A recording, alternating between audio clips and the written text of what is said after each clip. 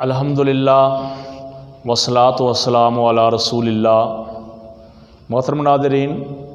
ہر انسان غلطی اور خطا کا پتلا ہے، کوئی بھی انسان غلطی یا گناہ سے پاک نہیں ہے۔ انبیاء کرام ہی کائنات میں وہ ہستیاں ہیں جو معصوم عن الخطا ہیں۔ اللہ رب العالمین نے انسان کی اسی کمزوری کو دیکھتے ہوئے کچھ ایسی نیکیاں، کچھ ایسے اعمال بتائے ہیں کہ جو کرنے میں تو بہت معمولی ہیں لیکن اجر و ثواب کے لحاظ سے بہت بڑے ہیں، اور گناہوں کے مقابلے پر نیکیوں کا ذخیرہ کرنے کا باعث ہیں۔ ایسی ہی ایک نیکی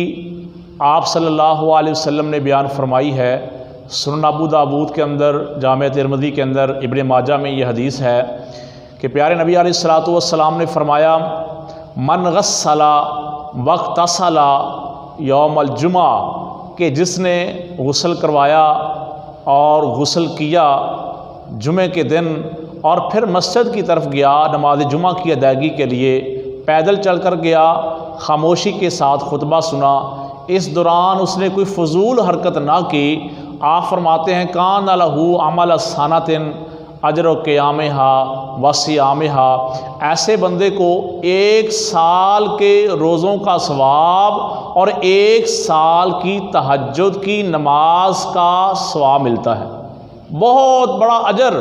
نبی کریم صلی اللہ علیہ وسلم نے بیان کر دیا ہے۔ اگر کوئی شخص بہت بڑا گنہگار ہے اور اس کی نیکیاں کم ہیں گناہوں کے مقابلے پر، اور وہ چاہتا ہے کہ اس کی نیکیاں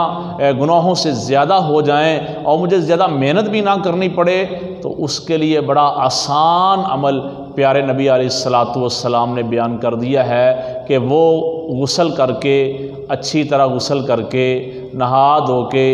جمعہ کی ادائیگی کے لیے پیدل مسجد میں چلا جائے اور کوئی ایسی حرکت نہ کرے، فضول حرکت نہ کرے جو آداب جمعہ کے خلاف ہو، مکمل جمعہ سنے،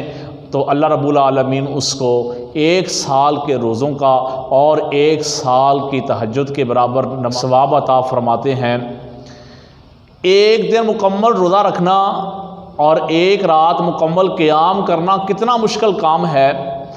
بھوک پیاس سارا دن برداشت کرنا گرمی کے موسم میں، اور پھر رات کو کھڑا ہونا، قیام کرنا، تہجد پڑھنا، نفل پڑھنا بہت مشکل کام ہے، لیکن یہی اجر و ثواب ایک معمولی کام کی وجہ سے اگر مل جائے تو اس سے بڑا اور کیا فائدہ ہو سکتا ہے۔ اگر آپ کو ہماری ویڈیوز پسند آئیں، ہمارے چینل کو سبسکرائب کریں، ہمارے ان ویڈیوز کو اپنے دوستوں تک شیئر کریں۔ السلام علیکم ورحمۃ اللہ وبرکاتہ۔